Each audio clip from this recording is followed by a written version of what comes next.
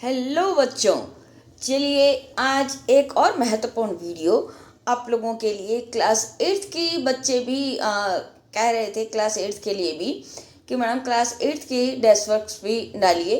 लेकिन मैं class 8th के लिए पीडीएफ नहीं डालूंगी बच्चों, आप लोगों को एक एक पूरा पेपर इसका हल करवाऊंगी ताकि आप लोगों को समझ में भी आ सके कि आप लोगों को पेपर कैसे करना है और आप लोग अच्छी तरीके से उसको सुन भी सकें और लिख भी सकें। देखिए 80 नंबर का पेपर सामाजिक विज्ञान का पहला जो है आपके पास में संजीव डेस्क वर्क का एक्सीलेंट भी डाली जाएगी और संजीव भी। देखिए इतिहासकारों ने अंग्रेजी शासन द्वारा तैयार रिकॉर्ड का प्रयोग किया किस हेतु, तो इसका आंसर है आपके पास में इतिहास के अध्ययन हेतु। हुर्रा सम्मेलन की अध्यक्षता की, इसका आंसर है आपके पास में महाराणा जगत सिंह ने। वर्ष 2011 के अनुसार भारत की जनसंख्या है 121 करोड़, इसका आंसर आपके पास में आएगा 121 करोड़। पर्यटन का अर्थ है भ्रमण हेतु जाना, द आंसर आएगा इसका। सामाजिक न्याय हेतु आवश्यक है, सामाजिक न्याय हेतु आवश्यक है कानून बनाना, कानून लागू करना, जन चेतना या उपरोक्त सभी, तो उपरोक्त सभी। बेटी बचाओ बेटी पढ़ाओ योजना का उद्देश्य क्या है, महिला सशक्तिकरण, इसका आंसर है आपके पास में महिला सशक्तिकरण। तो ये आपके पास में 6 आए हैं एमसीक्यूज। उसके बाद में आपके पास में आएगा सुमेलित कीजिए, मतलब बिल्कुल अरेंज करके आप लोगों को बताना है कि भारत की स्वतंत्रता किससे संबंधित है। आपके पास में भारत की स्वतंत्रता देखो बच्चों आएगा इसके अंदर बिल्कुल करेक्ट आंसर 1947, भारत स्वतंत्र हुआ 1947। घुमंतु कृषि, घुमंतु कृषि है काटो और जलाओ, ठीक है। घुमंतु कृषि का जो घुमक्कड़ लोग होते हैं वो अपने लिए जब कृषि करते हैं तो वहाँ के वनों को काट देते हैं और उसके बाद में वहाँ का काट करके उसके वहाँ पर काट के और उसके बाद में वहाँ पर अपनी खेती बाड़ी करते हैं और फिर उस फसल को जब हो जाती है उसके बाद में सूखने के बाद में उसको जला देते हैं। प्राच्यवादी शिक्षा, प्राच्यवादी शिक्षा संस्कृत भाषा, तो ये आपके पास में यहाँ से जुड़ेगा। बाल विवाह है कानूनी अपराध, तो ये बी सेक्शन से जुड़ जाएगा। देखिए इसके आंसर्स भी आपके पास में सामने ही दे रखे हैं, ठीक है। फिर आपके पास में खाली स्थान आते हैं, ये आपके पास में एक आ गया 4 नंबर का सुमेलित कीजिए सेकंड क्वेश्चन। फिर रिक्त स्थानों की पूर्ति कीजिए। संविधान के अनुसार सरकार के अंग विधायिका, कार्यपालिका एवं न्यायपालिका, 3 अंग होते हैं सरकार के। विधायिका लिखा हुआ है, कार्यपालिका एवं न्यायपालिका आपको भरना है। ग्राम पंचायत का प्रमुख होता है सरपंच बच्चों। ग्राम पंचायत का कार्यकाल 5 वर्ष का होता है। प्राकृतिक संसाधन प्रकृति से प्राप्त होता है। खनिज प्राकृतिक संसाधन का उदाहरण है, तो यहाँ पर ये हो गया। दो शब्द दो क्या रखें देखिए आपके पास में, ठीक है। फिर आता है आपके पास में आदिवासी शब्द का अर्थ मूल निवासी है। आदिवासी शब्द का अर्थ है मूल निवासी, ये जंगलों में निवास करते हैं। जनसंख्या वितरण को खाली स्थान में भौगोलिक आएगा एवं आर्थिक कारक प्रभावित करते हैं। फिर आपके पास में खंड स आ गया 3 नंबर के क्वेश्चन में लघुत्रात्मक में। प्लासी का युद्ध किन किन के मध्य हुआ, प्लासी का युद्ध हुआ बच्चों बंगाल के नवाब सिराजुद्दौला तथा ईस्ट इंडिया कंपनी के बीच में हुआ। 19वीं सदी से पूर्व आदिवासी समूह में प्रचलित आर्थिक गतिविधियां कौन कौन सी थी, ये आपके पास में 2 नंबर क्वेश्चन।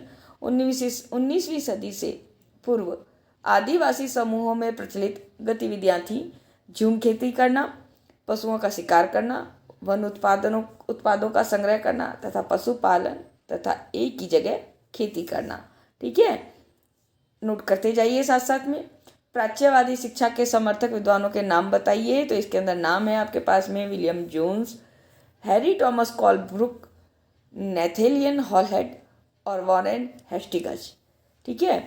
फिर 7वीं शताब्दी के भारतीय सूती वस्त्रों की कोई 2 विशेषताएं, तो इसके अंदर आंसर आएगा आपके पास में भारतीय सूती वस्त्र अपनी गुणवत्ता तथा बारीक कारीगरी के लिए प्रसिद्ध थे।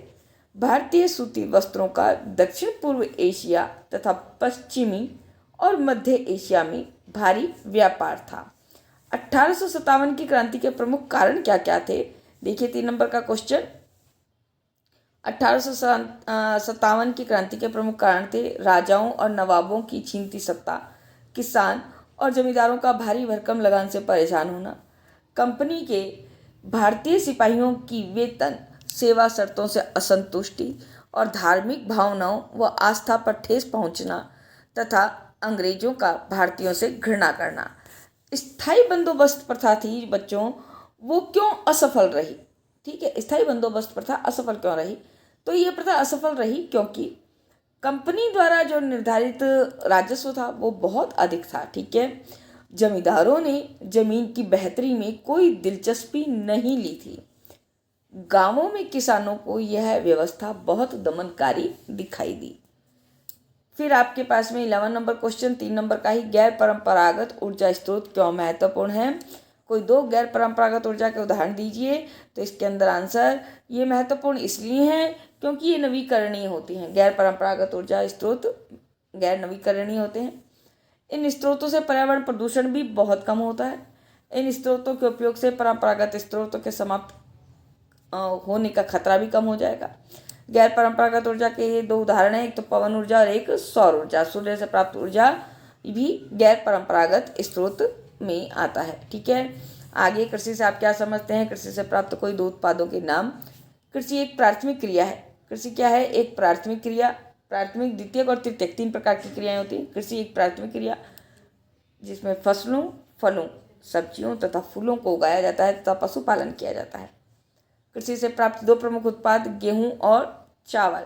ठीक है, उद्योगों की अवस्थिति को प्रभावित करने वाले कारकों का वर्णन कीजिए। उद्योगों की अवस्थिति को प्रभावित करने वाले कारक निम्न हैं। कच्चे माल की उपलब्धता आ जाएगी बच्चों, भूमि, जल, श्रम, शक्ति, पूंजी, परिवहन और बाजार। उद्योग उन्हीं स्थानों पर केंद्रित होते हैं जहां इनमें से कुछ या सभी कारक आसानी से उपलब्ध होते हैं। सरकार द्वारा संचालित कोई दो कृषि योजनाओं के नाम। एक है आपके पास में राष्ट्रीय कृषि विकास योजना और एक प्रधानमंत्री कृषि सिंचाई योजना। ठीक है, छोटे छोटे से क्वेश्चन, नंबरिंग आपके पास में देखिए। राजस्थान के प्रमुख वृहद उद्योगों के उदाहरण। तो राजस्थान के प्रमुख वृहद उद्योग हैं सूती वस्त्र उद्योग, सीमेंट उद्योग, शक्कर उद्योग। ये 3 बड़े उद्योग हैं। इसके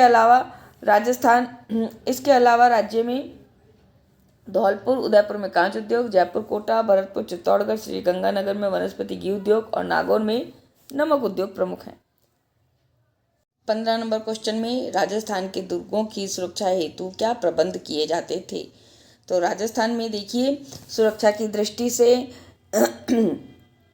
दुर्ग ऊंची पहाड़ियों पर, गहरी नदियों के किनारे अथवा मैदानी भागों में बनाए जाते थे। दुर्ग के निकट प्राय गहरी खाइयाँ बनाई जाती थी जिनमें पानी भर करके जहरीले जानवर छोड़ करके शत्रु को रोका जाता था। पश्चिमी राजस्थान में जनसंख्या घनत्व पूर्वी राजस्थान की अपेक्षा कम है। कारणों को स्पष्ट कीजिए। पश्चिमी राजस्थान में जनसंख्या घनत्व कम होने के कारण ये हैं, देखिए आपके पास में पश्चिमी राजस्थान का अधिकांश भाग एक तो मरुस्थलीय है, एक यहाँ की भौगोलिक परिस्थितियाँ कठिन है, यहाँ के में आधारभूत जो सुविधाओं की कमी है। धर्मनिरपेक्षता से आप क्या समझते हैं? धर्मनिरपेक्षता का मूल मंत्र है कि धर्म से संबंधित किसी भी तरह का वर्चस्व खत्म होना चाहिए। धर्म और आस्था के आधार पर किसी के साथ भेदभाव नहीं होना चाहिए। स्वतंत्र न्यायपालिका से क्या तात्पर्य है? स्वतंत्र न्यायपालिका से तात्पर्य है विधायिका, कार्यपालिका एवं सरकार न्यायपालिका के कार्य में दखल नहीं दे सकती। 3 अंगों से बनकर के बनी होती है, विधायिका, कार्यपालिका और न्यायपालिका। तो विधायिका और कार्यपालिका, सरकार किसी भी प्रकार से न्यायपालिका के कार्य में दखल नहीं देगी। ये स्वतंत्र न्यायपालिका है। स्वतंत्र न्यायपालिका की शक्तियाँ संविधान से प्रदत्त होती हैं, यानी कि संविधान में निहित होती हैं स्वतंत्र कार्यपालिका की शक्तियाँ। सरकार किस प्रकार से सामाजिक न्याय को प्रोत्साहन देती है? कोई 2 उदाहरण। सरकार जनजातीय आबादी वाले या भारी दलित आबादी वाले इलाकों में विशेष प्रकार की योजनाएं लागू करती है, जैसे इन वर्गों को सरकार की ओर से मुफ्त या रियायती दरों पर छात्रावास की सुविधा उपलब्ध कराना। सरकार व्यवस्था में निहित असमानता को खत्म करने के लिए भी कानूनों का इस्तेमाल करती है। ठीक है, आरक्षण की व्यवस्था इसी तरह का एक महत्वपूर्ण कानून है। फिर सरकार द्वारा नागरिकों को दी जाने वाली कोई जन सुविधाएं बताइए। तो एक तो नागरिकों को पीने हेतु स्वच्छ जल की आपूर्ति करवाती है और नागरिकों के स्वास्थ्य हेतु अस्पतालों की व्यवस्था करती है। ठीक है, अलोकप्रिय कानूनों के संदर्भ में जनता सरकार पर किस प्रकार से दबाव बना सकती है? जो अलोकप्रिय कानून होते हैं उनकी जनता क्या करती है? आलोचना करती है, यानी कि उनकी कमियां बताती है, उनके खिलाफ जनसभाएं करती है। इसकी अभिव्यक्ति अखबारों, टीवी चैनलों में होती है, मीडिया में होती है। जब बहुत सारे लोग मानने लगते हैं कि गलत कानून पारित हो गया तो संसद के ऊपर उस पर पुनर्विचार का दबाव भी पड़ता है। लोकतंत्र में संसद की भूमिका का विश्लेषण तो देखिए, लोकतंत्र में संसद राष्ट्रीय सरकार का चुनाव करती है, ठीक है। यह सरकार को नियंत्रित करती है, उसका मार्गदर्शन करती है और उसको सूचित करती है। यह देश के लिए कानून बनाने का कार्य भी करती है। राजस्थान के मानचित्र में निम्न जिलों को भरना है: कोटा, डूंगरपुर और सीकर। देखिए ये आपके पास में सीकर है, ये देखिए ये आपके पास में आता है सीकर, ये रहा, ठीक है। ये आपके पास में सीकर आया, ये जगह आपके पास में सीकर है। अब ये देखिए नीचे ये यहाँ पर आपके पास में आंसर है कोटा, ये कोटा, उसके बाद में डूंगरपुर, ये रहा, ठीक है। ये आपके पास में ध्यान रखिएगा, राजस्थान का नक्शा है, राजस्थान का नक्शा आएगा आपके पास में 3 या 4 ऑप्शन, 3 ऑप्शन दे रखे हैं तो 3 ही ऑप्शन आएंगे, ये ध्यान रखिएगा। सीकर, कोटा, डूंगरपुर, राजस्थान का पूरा जिला आपको याद करना है, पूरे जिले को अच्छी तरीके से। 20 नंबर क्वेश्चन, 21 नंबर क्वेश्चन और 20, 21, 22 और 23 ये आपके पास में खंड द में आने वाला है। 6 नंबर के क्वेश्चन है, इसमें आपके पास में ऑप्शंस भी होंगे और में मतलब अथवा में क्वेश्चन होगा, 2 क्वेश्चन, 1 क्वेश्चन करना है। आउवा विद्रोह का वर्णन अपने शब्दों में कीजिए और 1857 की क्रांति की असफलता के कारणों का वर्णन कीजिए। तो देखिए दोनों ही आपके पास में, आउवा विद्रोह को अपने शब्दों में वर्णन करना है। आउवा के ठाकुर कुशाल सिंह चंपावत दिल्ली की ओर जाने वाले एरनपुरा के विद्रोहियों से मिले और इन सैनिकों को अपने साथ आउवा ले गए। नेतृत्व आउवा में किया था ठाकुर कुशाल सिंह चंपावत ने, ठीक है। ठाकुर कुशाल सिंह चंपावत के नेतृत्व में यहाँ के सैनिकों आउवा, आसोप, आलिया निवास, लांबिया, गुलर, रूड़ावास के परगनों के संयुक्त सैनिकों ने, ये लिखना जरूरी नहीं है, ये देखिए ये है ना जो आपको याद नहीं रहता तो मत लिखिए, ठीक है। ठाकुर कुशल सिंह चंपावत के नेतृत्व में यहाँ के सैनिकों ने 8 सितंबर 1857 को बिठौड़ा पाली में कैप्टन हीथकोट व जोधपुर महाराजा तख्त सिंह की संयुक्त सेना को पराजित किया। 18 सितंबर 1857 को क्रांतिकारियों तथा जोधपुर के पॉलिटिकल एजेंट मॉक मैनन के बीच चेलावास का युद्ध हुआ, जिसमें मॉक मैसन का सिर काटकर आउवा किले के दरवाजे पर लटका दिया गया। ब्रिगेडियर होम्स के नेतृत्व में सेना ने जनवरी 1858 ईस्वी में आउवा पर आक्रमण कर किले पर अधिकार कर लिया तथा आउवा विद्रोह को समाप्त कर दिया। अब देखिए 1857 की क्रांति की असफलता के कारण, बहुत इंपॉर्टेंट क्वेश्चन है ये, इंपॉर्टेंट है, ठीक है। क्रांति की असफलता के प्रमुख कारण ये थे, एक तो राजा महाराजाओं द्वारा अंग्रेजों को भरपूर सहयोग को प्रदान किया गया, मतलब घात की गई, गद्दारी की गई। क्रांति निर्धारित रूप से समय से पूर्व ही प्रारंभ हो गई। क्रांति की शुरुआत सीमित स्थानों पर हुई, पूरे देश में एक साथ नहीं हुई। कोटा, नसीराबाद, भरतपुर, धौलपुर, टोंक आदि में विद्रोह अलग अलग समय पर शुरू हुए। क्रांतिकारियों के मध्य कुशल एवं संगठित नेतृत्व का अभाव था। राजस्थान में क्रांतिकारियों में परस्पर तालमेल का अभाव था, साथ ही इनके पास में साधनों का भी अभाव था। मारवाड़, मेवाड़ व जयपुर आदि के शासकों ने तांत्या टोपे का सहयोग नहीं किया। ये आपके पास में 20 नंबर क्वेश्चन हो गया।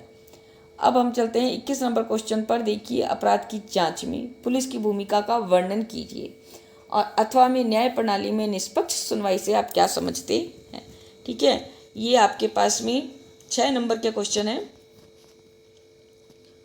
21वां क्वेश्चन, 21 नंबर क्वेश्चन देखिए, अपराध की जांच में पुलिस की भूमिका का वर्णन कीजिए, न्याय प्रणाली में निष्पक्ष सुनवाई से आप क्या समझते हैं। 2 क्वेश्चन है। तो अपराध की जांच में पुलिस की भूमिका महत्वपूर्ण भूमिका होती है। देखिए सबसे पहले तो पुलिस प्रथम सूचना रिपोर्ट यानी कि FIR दर्ज होने के बाद ही किसी अपराध की जांच शुरू कर सकती है। पुलिस को यह सूचना मौखिक या लिखित किसी भी रूप में मिल सकती है। सामान्यतः FIR में वारदात की तारीख, समय, स्थान, मूल तथ्यों और घटनाओं का विवरण लिखा जाता है। FIR दर्ज होने के बाद में पुलिस जांच के लिए गवाहों के बयान दर्ज करती है, ठीक है, सबूतों को इकट्ठा करती है। इस जांच पर पुलिस अपनी जांच करती है यानी कि राय बनाती है। अगर पुलिस को सबूतों से आरोपी का दोष साबित होता दिखाई देता है तो वह आरोपी को गिरफ्तार कर 24 घंटे के भीतर अदालत में आरोप पत्र यानी कि चार्जशीट दाखिल कर देती है। गिरफ्तारी, हिरासत या पूछताछ के दौरान पुलिस को किसी भी प्रकार से सताने, पीटने या गोली मारने का अधिकार नहीं होता है। पुलिस किसी छोटे से छोटे अपराध के लिए भी किसी को सजा नहीं दे सकती। यह तय करना पुलिस का काम नहीं है, अदालत का काम है कि आरोपी दोषी है या नहीं, यह न्यायाधीश को तय करना होता है। ठीक है, अब आगे अगला वाला क्वेश्चन, न्याय प्रणाली में निष्पक्ष सुनवाई से आशय क्या है। न्याय प्रणाली में निष्पक्ष सुनवाई के अंतर्गत कई बातें शामिल होती हैं। एक तो न्यायाधीश निष्पक्ष भाव से खुली अदालत में मुकदमे को संचालित करे। पुलिस द्वारा आरोप दाखिल पत्र करने के बाद न्यायालय के पदाधिकारी के रूप में सरकारी वकील निष्पक्ष रूप से अपना काम करे और अदालत के समक्ष सारे ठोस गवाह और सबूत पेश करे। न्यायाधीश सारे गवाहों के बयान सुनकर तथा अभियोजन पक्ष और बचाव पक्ष की तरफ से प्रस्तुत किए गए सबूतों की जांच कर उनके आधार पर कानून के अनुसार यह निर्धारित करे कि आरोपी सचमुच दोषी है या नहीं। उसके बाद में अगर आरोपी दोषी पाया जाता है तो न्यायाधीश उसे सजा सुनाते हैं और अगर निर्दोष पाया जाता है तो उसे आरोप से मुक्त कर देते हैं।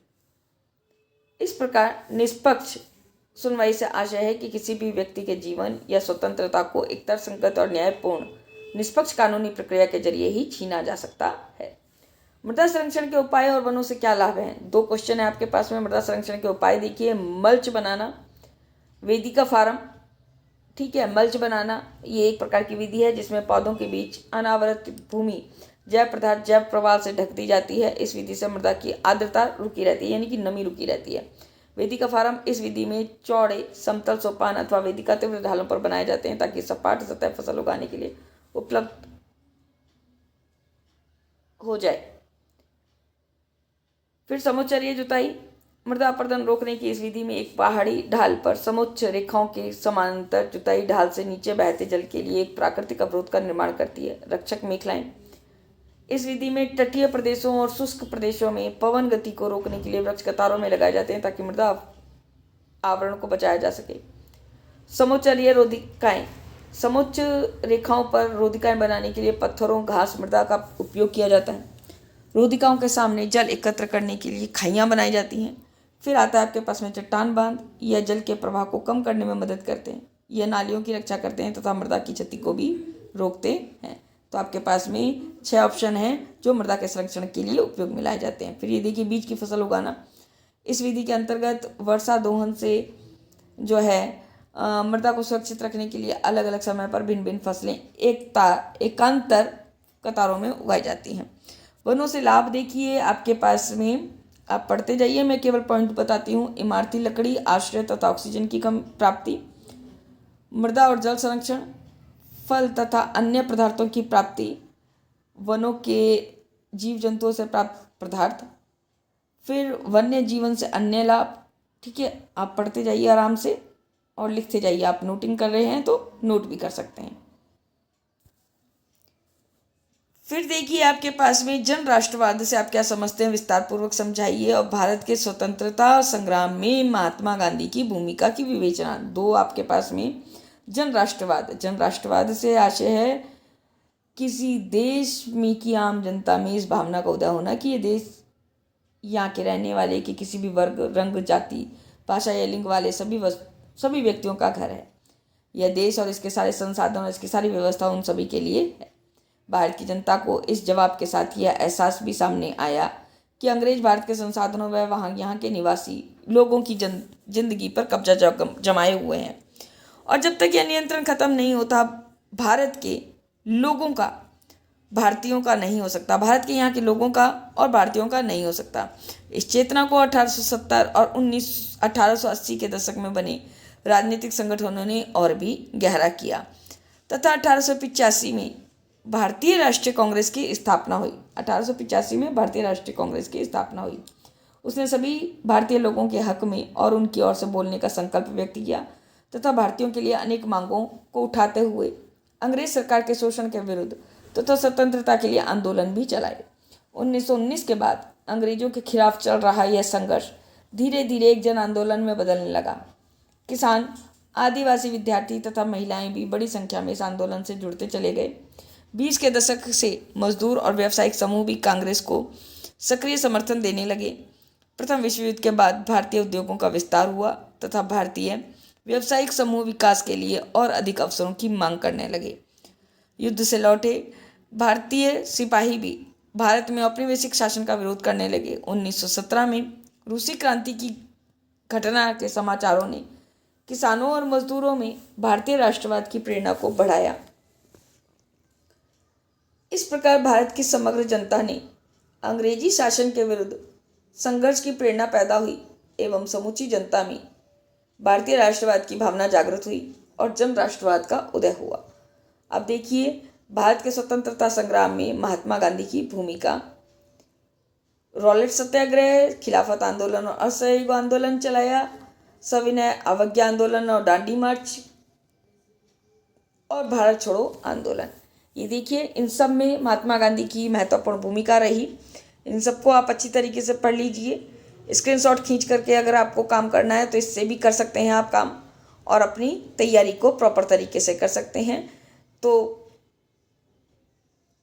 ये सारे वीडियो जो आएंगे अब आपके पास में 8th क्लास के बच्चों की मदद के लिए, ताकि आप लोग अपनी तैयारी बहुत बेहतर तरीके से कर सकें। बच्चों अप्रैल में आप लोगों के, मार्च के लास्ट में या फिर अप्रैल के फर्स्ट वीक में आप लोगों के पेपर शुरू होने की संभावना है। बोर्ड 8th भी बोर्ड ही है, ये बात अलग है कि आपकी परसेंटेज ना ही आकर के आप लोगों की ग्रेडिंग सिस्टम आएगा, लेकिन ग्रेड में भी A ग्रेड, B ग्रेड और C ग्रेड। तो A ग्रेड लाने के प्रयास के लिए आप लोगों को डेस्क वर्क बहुत अच्छी तरीके से कर लेनी है, अच्छी तरीके से, ठीक है।